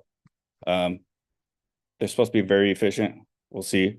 It's gonna have a dog park and a skate park. It looks like the design is a streetscape kind of concept. So no half pipes, nothing like that. No kids getting too crazy. Maybe Todd wants to get crazy out there. We'll see. But this one went out to bid today. So these slides were from the beginning of the month, so I wouldn't have had this information yet, but so Las Mujeres went out today. Next slide, please. So this one is the City Hall repair project. This is one that every employee is hoping either is very successful or fails miserably, depending on the employee. So we have an architect that's been taking photos and doing evaluations, both structural engineers, electrical engineers, mechanical engineers, everybody to determine how bad this building has been affected over the years. With this building being as old as it is, everybody in this community knows it's kind of like the pillar Spanish colonial building that everybody looks to. And in trying to keep the importance of this building, these are just kind of a list of things that have to be fixed in order for this facility to stay functioning. And that's roof repairs, seismic retrofitting, public safety retrofit, both police and fire. It has to come up to modern code compliance. Energy efficiency. I know Todd's touched on this a little bit in his spiel bill as well. Getting the city to get more energy efficient, cut that 10% energy cost. Even adding things at City Hall, such as, backup batteries to go with the generators, things like that. It's all things that we're kind of looking into. This building isn't really designed in a way that we can make it LEED efficient or LEED certified, because we want to keep the colonial style. So fingers crossed. And this is a $840,000 project. That's estimated because we have roughly 840 to 1.1 million left after we pay the architects for their inspections and designs. So we'll see how far that goes. Fingers crossed. Next slide, please. The Amtrak hub, or the transit hub for both the train and the new SMART merger. It's all at the Amtrak station. So this is a $1.5 million grant funded project. It's gonna have EV charging, permeable surfaces for stormwater. It's gonna have bike storage, essentially like bike lockers that you can slide your bike in, lock it up, hop the train, come back, pull your bike out. It's getting new landscaping, digital signage. Even additional signage was requested by SMART so that they could do like a bus ticker, not just the train ticker. So there'll be both signage in there. And this one is going out next week for bid. So big things on the rise. I met with the people from Amtrak last week, and they are starting in October. They're going to start to renovate the track where you wait, or whatever that thing is. Platform there? Yeah, the Yeah. platform. There you go. With new lighting, new pavement, new benches, all the way around. I sent them our plans, and they're kind of matching their lights with our lights, so everything looks uniform. So it's probably going to be super sharp out there. There's good plans in place. Next slide, please. This is the Highway 1 lift station and Pioneer lift stations. Highway 1 is already going on right now. This is the one going on across from the laundromat on the south end of Highway 1. And for people who don't know, a lift station is essentially where your bathroom waste goes. It goes into this wet well, and then it gets pumped out and then pushed towards the wastewater plant with a mixture of various pumps and gravity. So we're replacing this one here on Highway 1, which is a little bit newer, and then the Pioneer lift station, which is the original. So we're making it to where it all works the way it's supposed to work. new technology, new alarms, new pumps. And with all the ADUs and incoming developments, we have to upgrade all these things so that we don't get spills. I mean, essentially, that's what it is. When these fail, sewage backs up, spills out your manholes, your storm drains, all this. So this is all to help us environmentally fight our hazards. And this is a $4.8 million grant. And this is another one actually that is funded by your sewer bill. So that's helping fund this one as well. Next slide, please. Citywide beautification. This is on everybody's topics. This is already kicked off. The mayor and Mrs. Mayor have already started doing big things downtown. We've already started doing work at the monuments. Where we pulled out all the brush. We're weed eating, we're spraying, pre-emergence, everything to kill all the weeds. We have paint and primer on hand. We will be starting that, if not this week, the beginning of next week. We're going to be starting at that intersection right there. That's the Highway 1 and 166. And we're going to be painting it a sandstone color, which kind of goes with the theme of the east or the west and north entrance, where they're kind of dune shaped, to just kind of go with the same kind of color schemes. And we're going to make them all uniform. You can't really tell in this picture, but the centers of the monuments are different shades than the outside wings. So we're going to make them all uniform. Keep everything the same. The balls on the corners were failing on this one, and then the north entrance. So we removed them off of all, make everything uniform, make sure all the stucco is good to go. And then we're going to start the landscaping process, and we're going to hit the monuments and then the bulb outs and Point Sal, Riverview, get all that kind of stuff up to par. And next slide, please. So the Royal Theater, this one's out to bid now. This has just been ongoing. The bid that is open right now is for everything that needs to be done instead of piecemeal. It seems like that's the way it was done before, various bids for various parts, and now it's one bid. So this one, $10 million, grant funded. The pre-bid, we did a pre-walk last month. Questions were due this month, and then the bid opens on September 9th. And that's kind of what it's looking at: hazard mitigations, modifications, renovations, to get that project going. Next slide, please. This one is actually complete now. We sent out the RFP last month for landscaping, for landscape maintenance contract for Pasadena. That closed last Friday. We selected a company that will be taking over landscaping in that subdivision. We hope to have that on the docket for the September 9th, so that they can start the 15th-ish if everything goes right, with site walks and everything, to get clarification on everything that we want them to focus on. Yeah, that's it. I think that's my slide deck. So Very great. all right, guys. All right, thank you. Okay, next, Recreation Parks, Sardupo, Mr. Navarro. Good evening, Mayor, Council, and public. I spent a lot of money on a fireworks show, and pyrotechnics weren't allowed in here.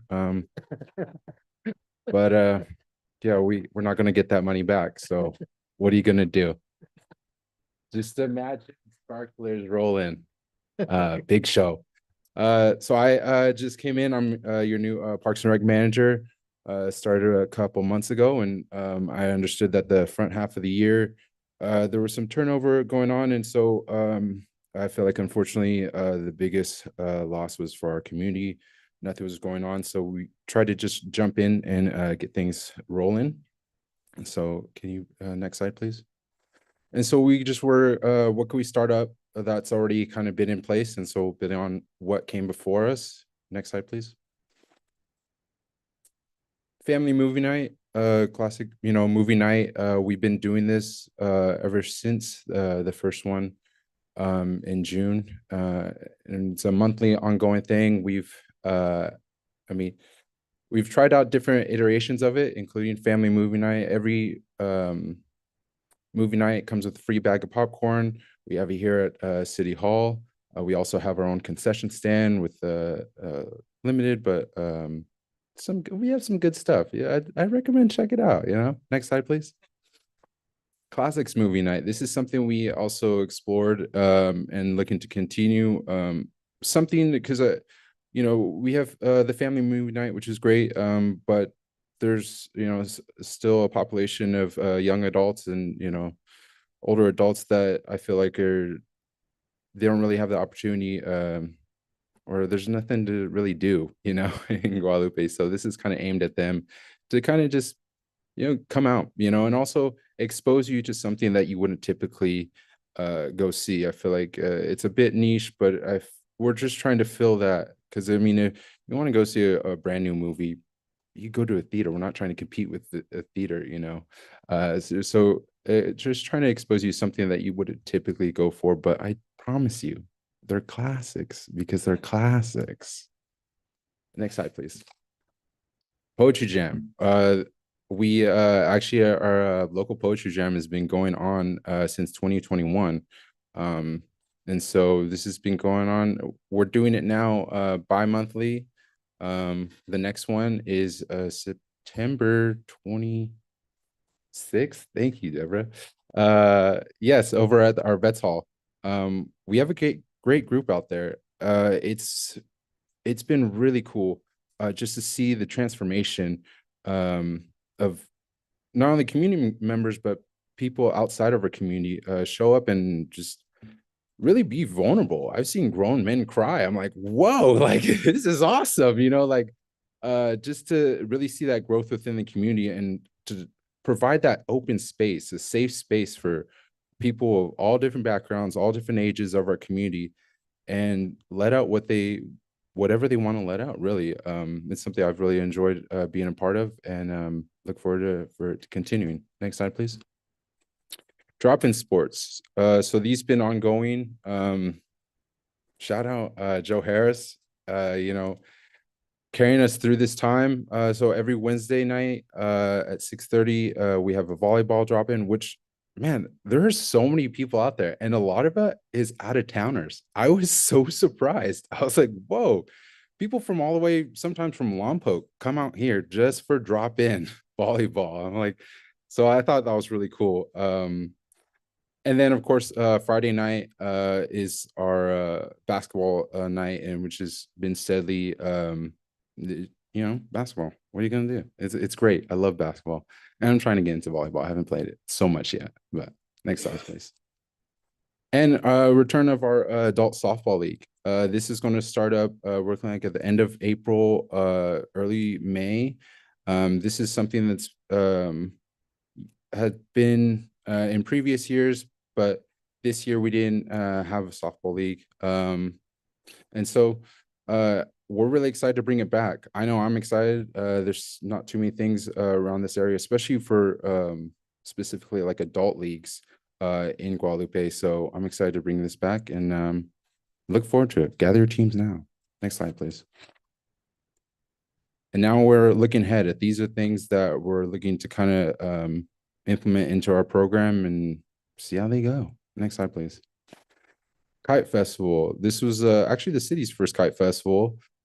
We had 60 DIY craft kites that were all used up. And in fact, I felt bad, but there's a couple families towards the end that weren't able to craft because we ran out of kites. So next year we'll buy more, but I love that they were all crafted. Every single one of them were enjoyed, which was really cool. About a couple of weeks after, I was hanging out at O'Connell and I saw some kids playing with the kite they crafted, and I was just like, yes, that's it. Like, just to see, sometimes, you're not exposed until you're exposed, and to see them just running around with their kite, I was like, hell yeah, Arnulfo, I have a kite in my garage. Can I donate it?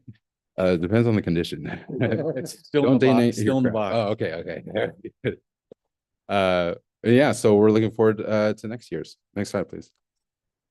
One-day tournaments. This is kind of addressing the need for sports in our town. But keep in mind, the success of these really depend on the community. So you guys got to show out for these. But these are things we really want to do. I feel like would be really fun. First one would be a Joe Harris Classic, which would be a basketball tournament. And keeping, I get everybody's busy schedule, but one day, top to bottom, we'll have a bracket system and we'll go hard. A dodgeball tournament, horseshoes, pickleball. We have this great court out here and it's not utilized yet. So we're going to get some pickleball going on in here. I actually played my first game of pickleball over the weekend. It was really fun. I was like, oh, wow. And of course, a volleyball tournament as well. Next slide, please. Workshops. I had actually put this together before talking to the Dune Center, but man, they got it going on over there. They have their outreach to the community is really great.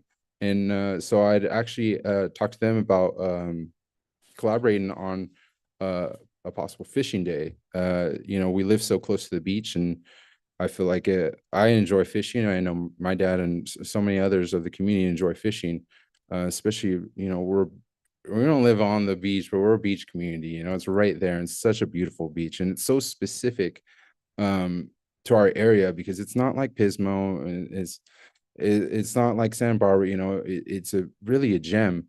And so I feel like, and they had a statistic, the Dune Center, that they said like 57% of kids of our area have yet to go to the beach. And I was like, what? Which is so unfortunate because it's right there. So we'd like to lead some workshops, like, a fishing rod workshop. We'll teach you how to set up a rod, and then, we'll go out and have a day when we fish. And then a bike repair workshop. I know a gentleman here in town that he used to have a bike repair shop here in town. Now he's retired, but he's definitely open to the idea of having some workshops. And I think that would be a great idea to just show people, how to fix your bike. Next slide, please. Fashion show.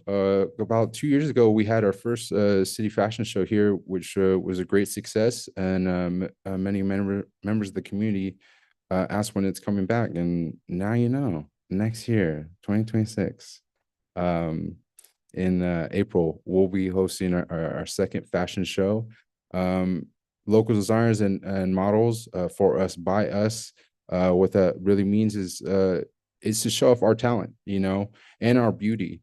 Utilizing people in our community really kind of broadens the mind on what beauty is, what models are, what fashion is, and us setting those standards, I guess, or ideas really kind of spreads out to the whole community. And that's one thing I really enjoyed about the first one. I had members of the community approach me, well, I'm not a model. I'm like, we're telling the audience what is the model and what isn't. We're not letting outside society tell us. And I think it's really great just to open people's minds like that. Next slide, please. Ceramics program. I'm super excited about this. We bought a kiln.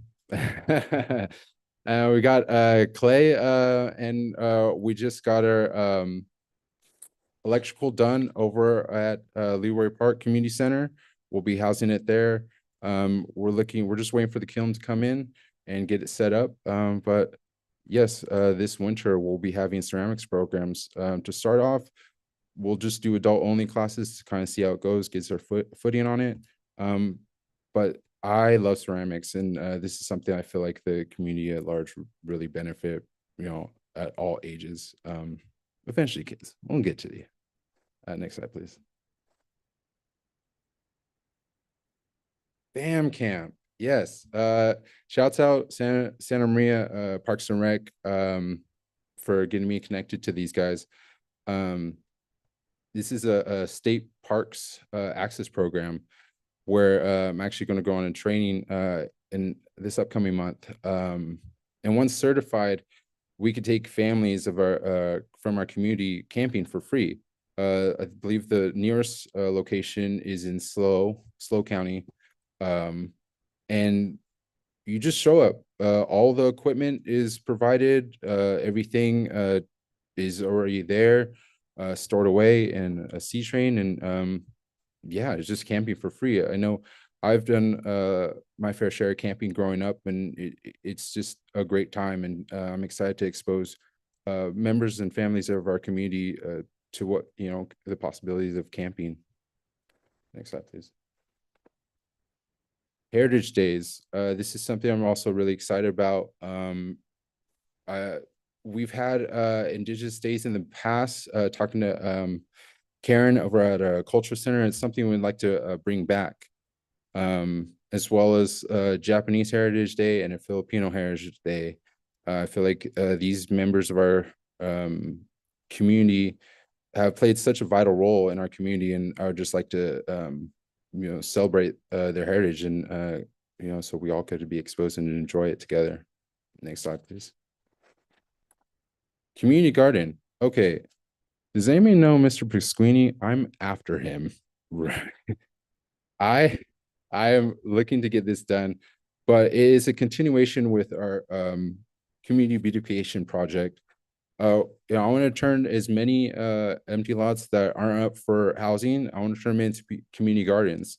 I've lived here all my life and seen the same lots with the same weeds year in, year out. And so I would, the beauty about a community garden is once the landowner is ready to develop the land, a community garden is easily removed. But we all get to enjoy it. So if you know of a plot of land, or if you own a plot of land and you'd like to allow us to utilize it as a community garden, please come by my office. Or if you have Pasquini, I'm looking at you, Pasquini. I know, but yeah, community gardens, I would love to we're going to get them going. Next slide, please.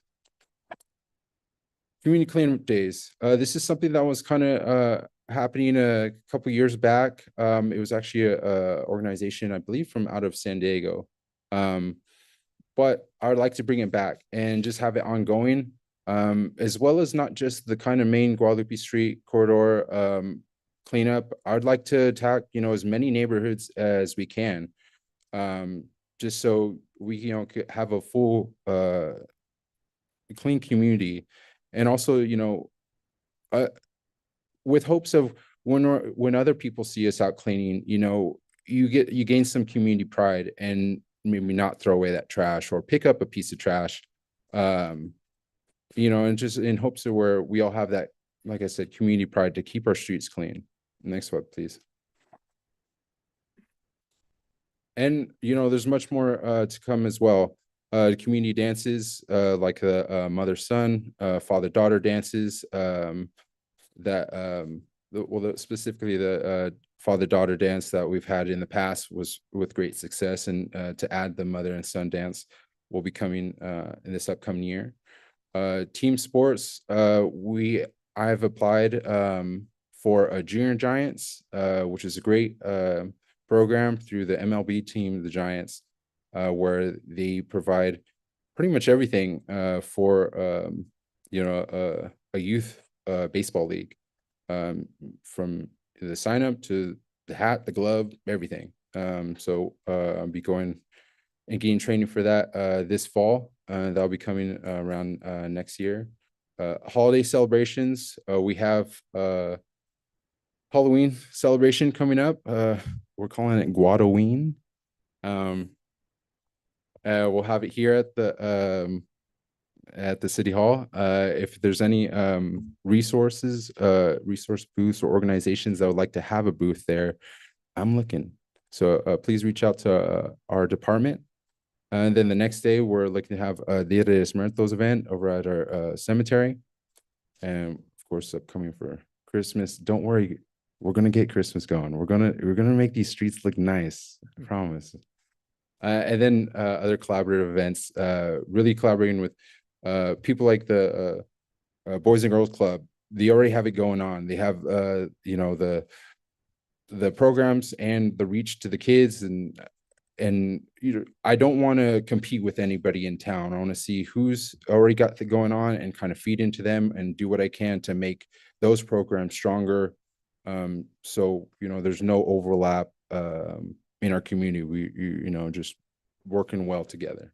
And that's my slides. Thank you for your time. Great job. Thank you.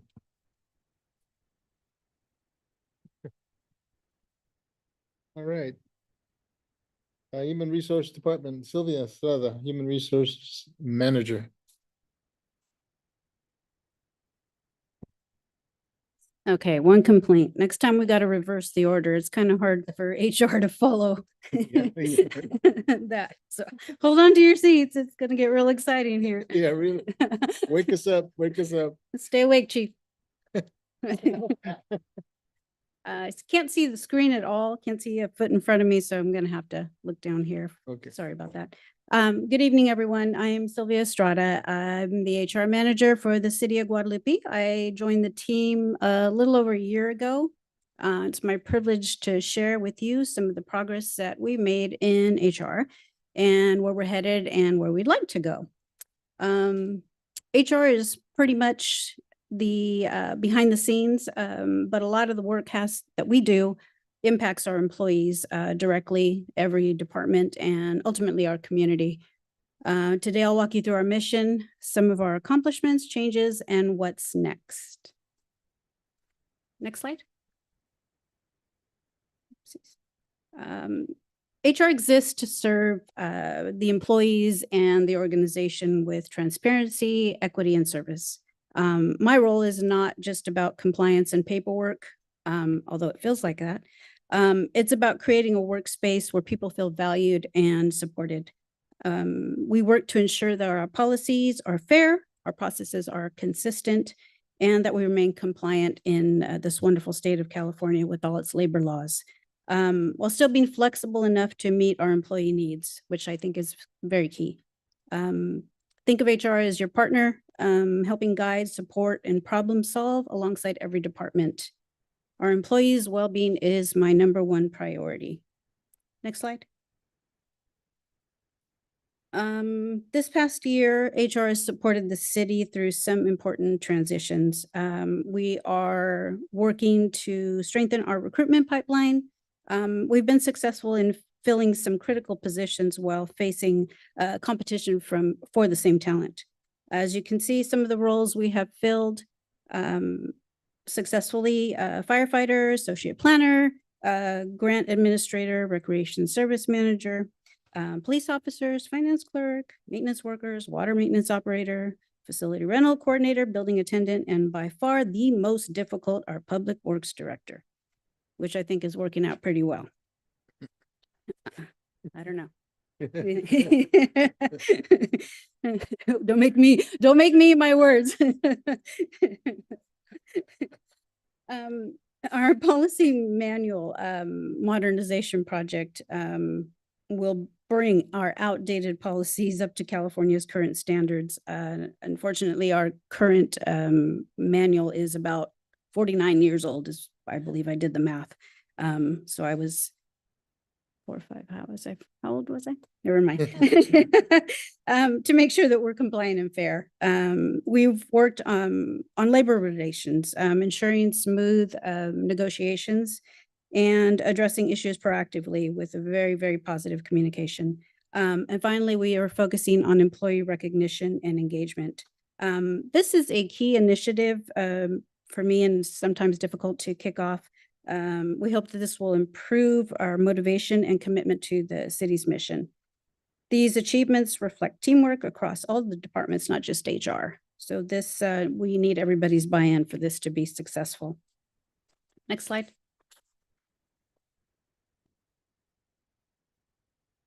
Recruitment and onboarding. Recruitment continues to be our biggest challenge, but also I think our biggest opportunity. Like many other cities in California, we compete with larger municipalities for police, fire, public works, and even administrative talent. In the coming year, we hope to work on updating our job postings to be more accessible and appealing. And I would really like to streamline the application process and improve communication with our candidates. Our goal for this improvement is to ensure that our new hires feel welcome and prepared from day one. I think this can improve retention and help our employees connect with the city's culture right away. The goal is not just to hire people, but to hire the right people and set them up for success and retain them. Next slide. I think we can all agree that the strong workplace culture depends on healthy relationships between leadership and employees. Over the last year, HR has emphasized transparency and collaboration during our labor discussions. This has been extremely helpful. With support from the management team, we've had many opportunities to work on resolving conflicts before they escalate, with the focus on listening and providing fair outcomes for everybody involved. The goal would be to continue to see smoother negotiations, no grievances, and better trust overall. This is a continued process and one I'll continue to work hard at. Next slide. As I mentioned briefly, California employment law changes quickly, and one of our roles is to keep the city protected. I keep saying we, but it's only one person in HR, but I need everybody's help. In the past year, we've started updating our policies to reflect some of the new requirements around sick leave, family leave, harassment prevention, and we have included those updates in the recently approved MOUs. These aren't just check the box changes. They safeguard the city and support our employees and ensure consistency, which is very important. When finalized, our our updated personnel manual will be, I think, more employee friendly and a little bit more modern. I hope. Next slide. Moving forward, our goals center on recruitment, retention, and development. For recruitment, I'd like to continue building creative outreach, possibly involving partnerships with local colleges and communities. For retention, I would really like to expand the recognition and professional development opportunities so employees feel valued and see a future here. And finally, for development, I hope to be able to provide a more structured training, leadership coaching, and look for opportunities for any succession planning. So we're not just filling the position, but preparing our future leaders. The focus is proactive HR, anticipating the needs instead of reacting to problems. This can be difficult when we get to our day-to-day needs. And next slide. I'll call this my wish list. To meet some of our goals, there are areas which we could benefit from upgrades. Right now, most HR processes are manual and very paper heavy, from the job applications to evaluations. The list includes updating the performance forms and the process, electronic onboarding for our new hires, and improving some of the data reporting. We don't have any visibility really on any kind of absenteeism or anything, so we can kind of take a look at trends, which I think is important. These can save time, reduce errors, and allow us to focus on people and not just paperwork. Some modernization can make HR more efficient and provide better service to our employees. By no means do I think that this is going to be a short-term action item list, but I think it would be helpful to just start chipping away at some of it. Next slide. It's the last. In closing, our mission remains centered on growth, respect, and accountability. Our achievements this year were possible because of everybody. I am proud to work here, but even more excited about where we're going. And thank you for your time. Thank you. Calm down, everybody. All right, last but not least, Finance Department, Todd.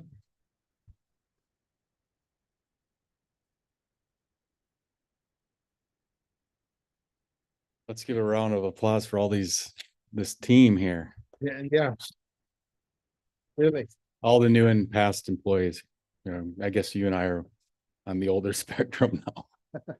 But anyways, I'm jumping in to do the finance report tonight, and first slide. I might emphasize that the mayor knows this real well. When I first came aboard, the city was actually, or Santa Barbara County's grand jury was looking to disincorporate the city because of its financial situation, being that we were operating in the red. And since we've in the last 6 years, we've chipped it around and we don't longer see them anymore. So I'm really proud of that. That's really nice. We've increased our revenues and kind of kept the ship afloat, and I think we have a bright future. But anyways, let's get to the numbers here. Budget to actual comparison by department, fiscal year 2024, 2025. Note that these are unaudited at this time and year-end journal entries are still in process. Numbers are subject to change. What that means, when you see these numbers, they can be so variable because things don't really get accounted for and journal entries have to occur after the fact. So in an actual audit report, you would see, where we are once everything is reconciled. So I'm just going to throw the numbers that we have up through June. And like I say, there could be variables. For city council, the city council's budget was $38,642. They actually spent $39,531, a difference of $899. And to dial back, the city did receive 1.8 million in ARPA funds. So we were able to cover some of that deficit by ARPA funds.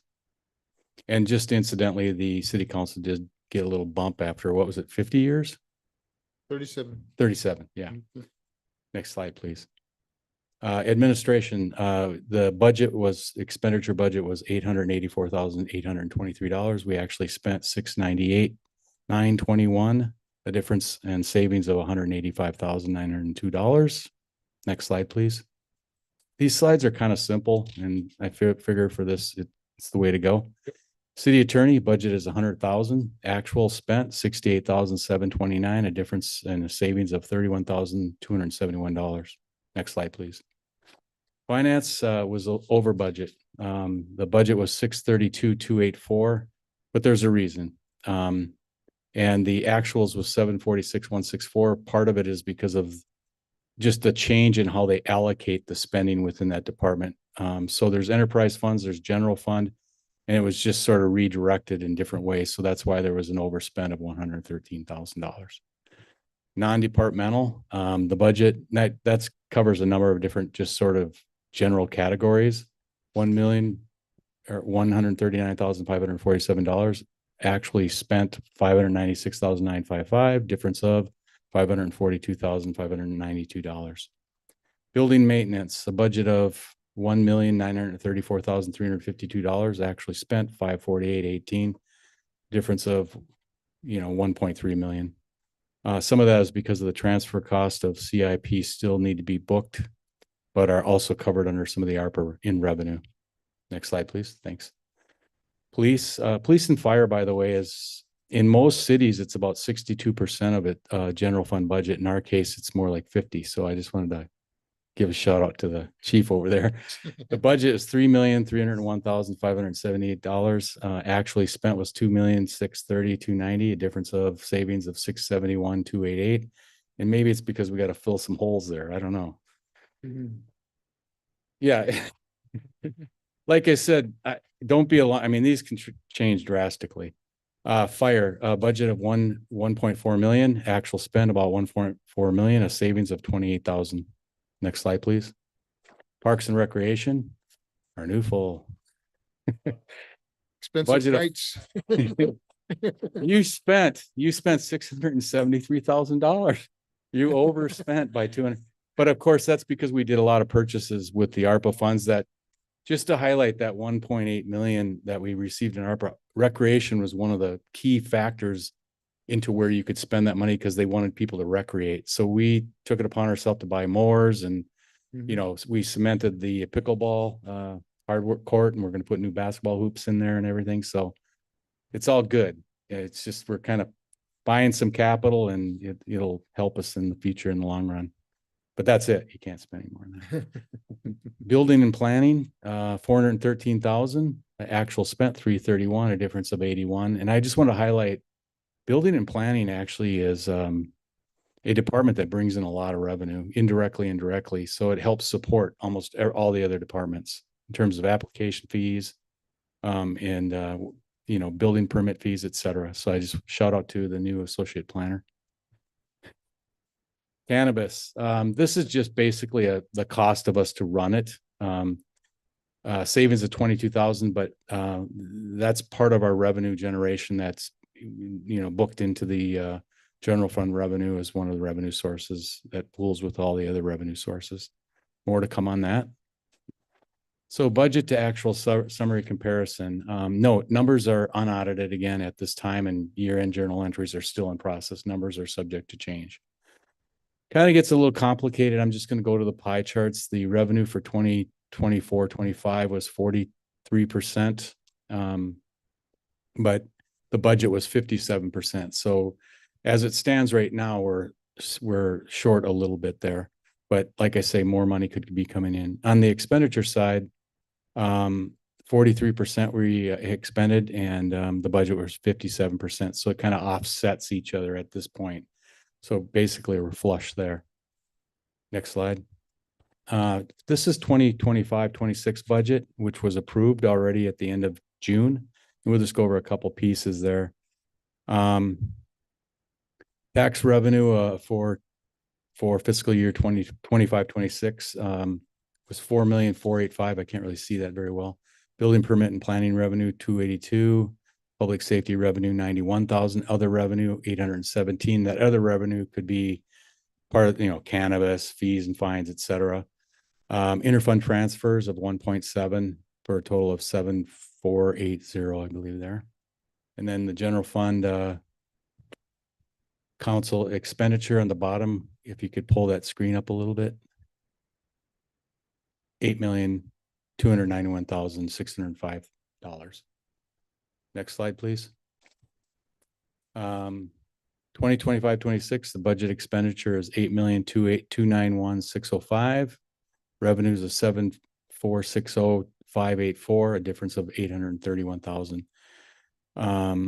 Just to keep in mind that the general fund reserve per the audit request is 10% plus a 5% emergency reserve of 15%. And the current reserve balance is $2,074,000 and 761, a difference of 831,021. I didn't prepare these slides, so excuse me if there's some indifference in the way they look. Next slide, please. If there is, that's it. Okay. You want to keep going? No. Okay, thank you. Thanks. I want to thank the staff for being putting this together. I think this is one of the first times that we've actually started to unpeel the onion to see where we were. So thank you, staff. Thank you, audience, for the patience of sitting here. And I know that Jeannie Mello is still here. Okay, but she had a request to speak. If you're home, Jeannie, we called you up and you're not here. Any questions from the audience of what you heard for those that are still here, staff? Okay, let's go to item 11, future agenda items. We good with what we've got?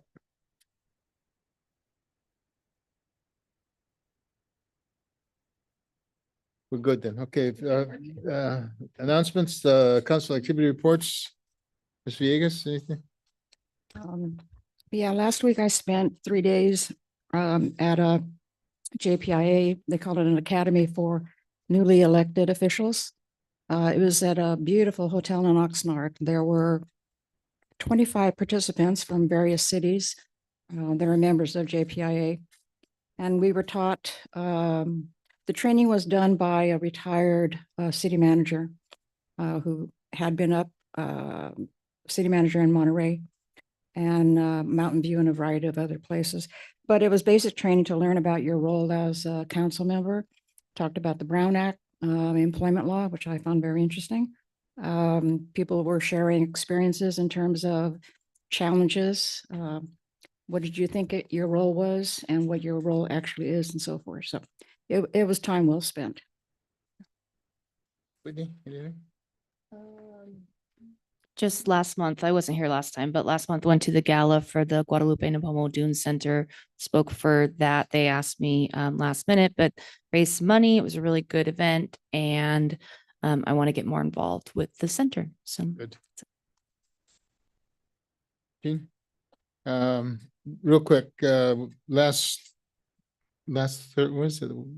On 8/13, there was ribbon cutting at the junior high and we provided the school district with a city proclamation. Last Thursday, I attended the SBCAG, Santa Barbara County Association of Governments meeting, as well as Air Pollution Control District meeting last Thursday. And I think we had, there were several of us that were at the Chevron rehab site. And that David was there, Judy was there. Quite a impressive development over the 2,700 acres.